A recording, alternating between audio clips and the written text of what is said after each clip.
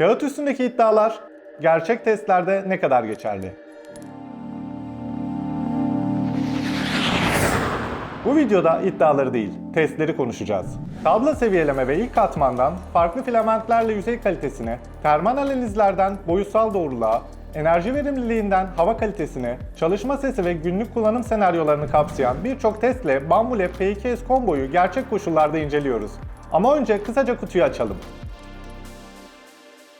Kutu içeriği genel olarak düzenli ve yeterli. Yazıcı neredeyse tamamen kurulu geliyor. AMS2 Pro modülünü de yazıcının içerisinden çıkartıyorsunuz. 1-2 kablo ve ekran bağlantısını takmak dışında ekstra bir montaj gerektirmiyor. Tasarım tarafına geçtiğimizde P2S Combo'nun Bambu Lab'in alıştığımız modern çizgisini koruduğunu görüyoruz. Baskı hacmi X, Y ve Z eksenlerinde 256 mm olarak korunmuş. Kablo hareketini 3 adet trapez vidalım ile 2 adet çelik mil eşlik ederek sağlıyor. Korix Y üzerine kurulu yapısında ise X ve Y eksenlerinde yine çelik miller kullanılmış. Hareket aktarımını sağlayan kayışların gerginliğini de otomatik olarak sağlıyor.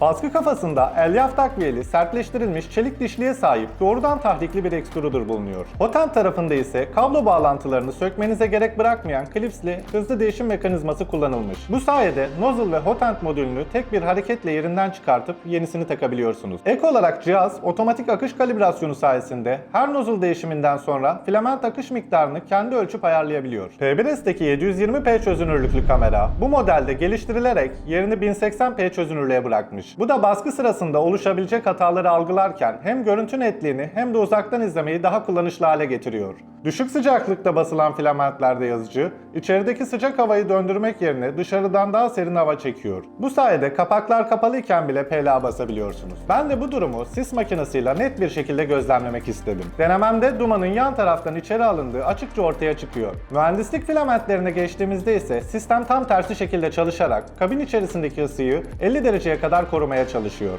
P1S'teki küçük ekran bu modelde yerini 5 inçlik dokunmatik ve hareketli bir ekrana bırakmış. Dokunma tepkileri de telefon kullanıyormuşsunuz gibi akıcı ve gecikmesiz. Dosya aktarımı tarafında USB bellekle G-Code yükleyip doğrudan baskıyı başlatabiliyor ya da Wi-Fi üzerinden Bambu Studio ile uzaktan baskı gönderebiliyorsunuz. Alt kısım P1'e göre eğimli hale getirilmiş. Bu da düşen filamentlerin dışarı atılmasını kolaylaştırırken çelik millerin uçlarındaki silikon kaplama ile birlikte filament kaçması büyük ölçüde azaltılmış. Benim hissettiğim kadarıyla P2S, P1 serisinin üzerine küçük ama yerinde dokunuşlar eklenmiş hali olmuş. Radikal farklar yok ama genel deneyim daha toparlanmış görünüyor. Şimdi cihazın asıl önemli tarafı yani baskı kalitesine geçelim. İlk olarak bilindik ve standart olan Benchy teknesini basıyorum. Bunu cihazın kendi ayarlarında yapıyorum. Böylece varsayılan performansını görebileceğiz. Baskıyı yaklaşık 24 dakikada 12 gram filament kullanarak tamamladı. İlk izlenim olarak yüzey kalitesi fena değil, ilk katman düzgün ve soğutmada yeterli görünüyor. Model üzerinde rahatsız edici bir baskı sorunu görmedim. Tolerans testine geçtiğimizde ise parçalar arasındaki boşlukları farklı seviyelerde gözlemlemek için hazırlanmış bir model basıyorum. Bu test yazıcının hassasiyetini ve küçük toleranslarda nasıl davrandığını görmemizi sağlayacak. Sonuçlara baktığımızda 0.10 mm seviyesine kadar bütün parçalar rahatça hareket edebiliyor. Bu da bize şunu gösteriyor. Bu yazıcı yaklaşık 0.10 mm tolerans seviyesine kadar hassas ve kullanılabilir baskılar üretebiliyor. Tolerans testinin gerçek hayatta ne anlama geldiğini daha net göstermek için özel bir stres çarkı olan rulman modelini basıyorum. Bu model içerisinde birden fazla hareketli parça barındırıyor ve parçalar arasındaki boşluklar sayesinde yazıcının tolerans başarısını doğrudan gösteriyor. Şimdi açı testine geçiyorum. Bu testte yazıcının destek kullanmadan farklı açılarda ne kadar sağlıklı baskı alabildiğini görmek için 80 dereceye kadar eğimli olan bir model bastım. İlk izlenimlerimde cihazın kapalı kasa yapısı nedeniyle dışarıdan hava almasına rağmen açık kasa yazıcılara kıyasla kabin içi sıcaklığının soğutma tarafında biraz sınırlayıcı olduğunu fark ettim. Bu da beklentilerimin dışında özellikle yüksek açılarda sarkmaların daha erken başlamasına neden oldu. Test sonucunda modeli detaylıca incelediğimde 60 dereceye kadar olan açılarda sarkma oranı kabul edilebilir seviyede. Ancak bu açının üzerine çıkıldığında sarkmalar belirginleşiyor ve 60 derece üzerinde destek kullanımı kesinlikle gerekli hale geliyor. Şimdi sırada extruder geri çekme testi için özel olarak hazırladığım bal peteği desenli bir test baskısı var. Boşluklar oldukça minimum seviyede, bu sayede extruder'ın sınırlarını daha net gözlemlemeyi hedefliyorum.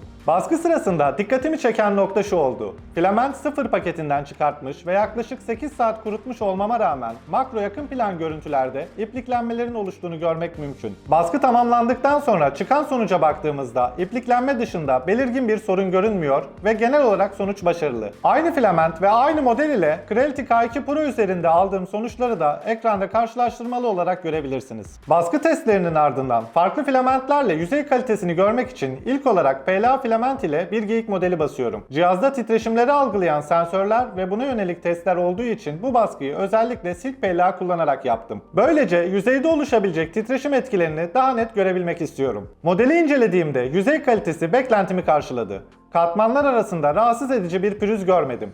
Özellikle boynuz gibi titreşime daha açık bölgeleri kontrol ettiğimde oldukça temiz ve dengeli bir baskı çıktığını söyleyebilirim. Bu başarılı testin ardından PLA karbon fiber filament ile uzun süredir basmak istediğim kuru kafa desenli bir kalemlik modelini basıyorum. Baskı sonucuna baktığımda yüzey kalitesi beklentimin oldukça üzerinde çıktı. Özellikle küçük boşluklarda ve detaylı bölgelerde geri çekme performansının çok başarılı olduğunu söyleyebilirim. Petke'ye baskı testine geçtiğimizde evimizdeki yılbaşı ağacı için dekoratif bir süs modeli basıyorum. Baskı süresi boyunca akış genel olarak stabildi. Katmanlar düzenli ilerledi. Soğutma ve katman geçişlerinde göze batan bir sorunla karşılaşmadım. Petke için beklenen davranışın dışına çıkan bir durum olmadı. Mühendislik filamentlerinden ABS'ye geçtiğimizde ise bir arkadaşımın eski motosikleti için kırılan far kapağını bastım. PKS'te aktif bir kabin içi ısıtma sistemi bulunmuyor. Kabin sıcaklığı ağırlıklı olarak tablo ısısı ve içerideki hava dolaşımı ile dengelenmeye çalışıyor. Baskı sonucuna baktığımızda tabladan kalkma ya da katmanlar arası ayrılma gibi ABS'de sıkça görülen sorunlarla karşılaşmadım. ABS tarafında beklentimi karşılayan bir sonuç çıktı. TPU yani esnek filamente geçtiğimizde ise uzun süredir Makerworld'de gördüğüm ve merak ettiğim spor ayakkabı modelini eşime yılbaşı hediyesi olarak basmaya karar verdim. TPU filament AMS2 ile uyumlu olmadığı için yan makara tutucusunu kullanarak baskıyı başlatıyorum.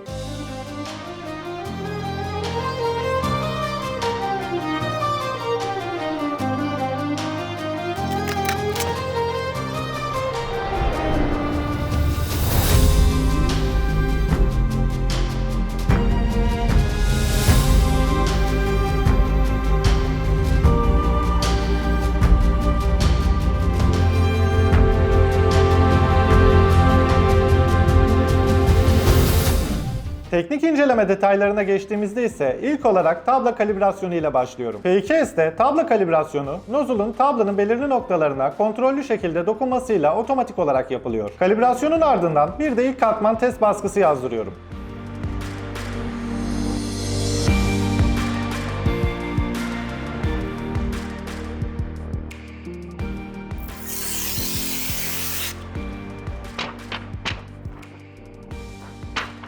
Sonuca baktığımda filamentin tablo üzerinde oldukça eşit yayıldığını, ilk katmanın temiz ve tutarlı olduğunu görüyorum. Cihazın nozzle'ı maksimum 300 dereceye kadar çıkabiliyor ve bu sıcaklığa 1 dakika 23 saniyede ulaşıyor. Tabla tarafında ise maksimum 110 derece değerini görüyoruz ve bu ısıya ulaşması yaklaşık 1 dakika 40 saniye sürüyor. Tabla sıcaklığının yüzeye nasıl yayıldığını görmek için lazerli termal ölçüm yaptım.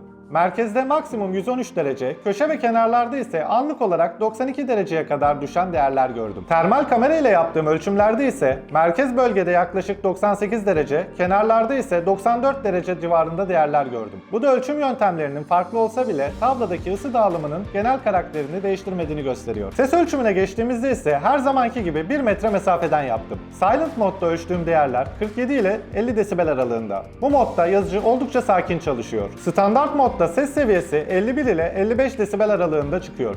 Günlük kullanım için dengeli bir seviye diyebiliriz. Spor modda ses seviyesi biraz daha yükseliyor ve 54 ile 56 desibel aralığına çıkıyor. En yüksek performansın alındığı Ludicrous modda ise ölçtüğüm değerler 55 ile 60 desibel arasında. Burada hız artışı ile birlikte fan ve mekanik sesler de daha belirgin hale geliyor.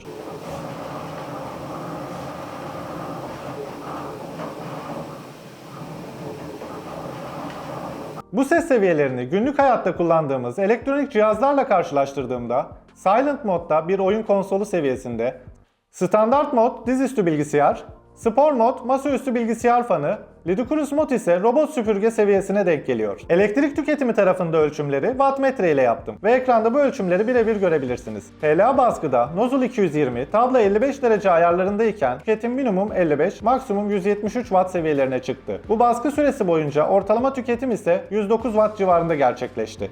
Petke'ye geçtiğimizde ise nozzle 255, tabla 70 derece ayarlarında ölçüm aldım. Burada minimum 65, maksimum 181 watt değerlerini gördüm. Petke'ye baskıda ortalama güç tüketimi yaklaşık 123 watt seviyesinde. ABS baskıda ise nozzle 270, tabla 90 derece. Bu noktada tüketim 90 watt seviyesinden başlayıp anlık olarak 310 watt seviyelerine kadar çıkabiliyor. ABS baskı sırasında ortalama güç tüketimi ise 200 watt civarında ölçüldü. Bu ortalama değerleri ev elektroniği ile örneklendirdiğimizde PLA yaklaşık 109 watt ile bir oyun konsolu, Petke yaklaşık 123 watt ile 50 inç bir LED televizyon, ABS ise ortalama 200 watt ile orta yükte çalışan bir masaüstü bilgisayar seviyesine denk geliyor. Şimdi hava kalitesi ölçümüne geçiyorum. Baskı sırasında oluşabilecek partikülleri ve gazları gözlemlemek için hava kalitesi ölçüm cihazı kullanıyorum. P2S Combo kapalı kasa bir yazıcı ve aktif karbon filtreye sahip. Bu filtrenin partikül ve gazları büyük ölçüde sınırlamasını bekliyorum. PM1 ve PM2.5 solunabilir ince partikülleri ifade eder. T-Watch ise baskı sırasında ortaya çıkabilen uçucu organik bileşenlerin toplam seviyesini gösterir. Ortalama 2 saatlik baskı sonucunda grafikte de görebileceğiniz şekilde başlangıç ve bitiş değerlerini ölçümledim.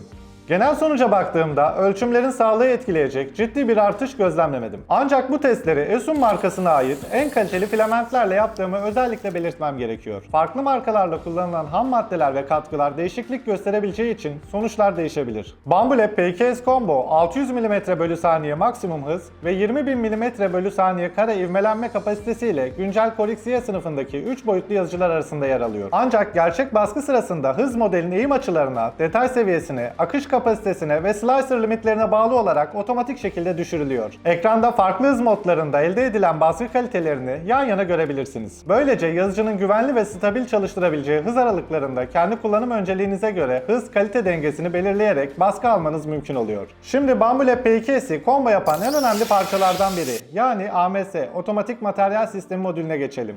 AMS filamentleri otomatik olarak yöneten ve çok renkli, çok malzemeli baskıyı mümkün kılan bir sistem. Tek bir AMS ile aynı anda 4 farklı filament kullanabiliyorsunuz. İhtiyaca göre birden fazla AMS bağlayarak bu sayı 16 filament ve renge kadar çıkabiliyor. Filament kurutma özelliği ve destek filamentleri ile baskı sürecini kolaylaştırma gibi önemli avantajlar da sunuyor. İlk renkli test baskısı olarak katmanlar boyunca sürekli renk geçişi olan Bebek Ejderha modelini seçtim ve sistemi uzun süreli bir baskı ile test ettim.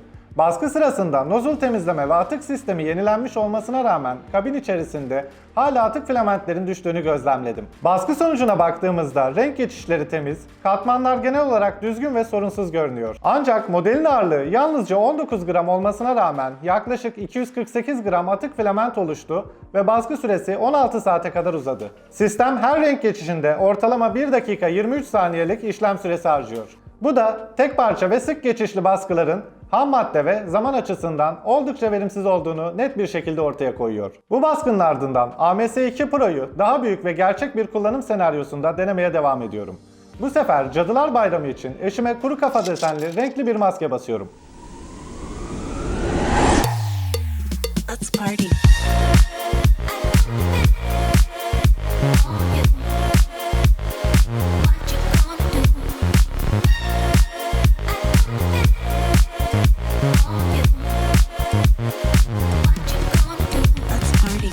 Maske Cadılar Bayramı partisinde gerçek kullanımda işimi fazlasıyla gördü, oldukça dikkat çekti ve çevreden güzel tepkiler aldım. İnsanların ilgisini çekmesi ve görsel olarak güçlü durması bu açıdan beklentilerimi karşıladı.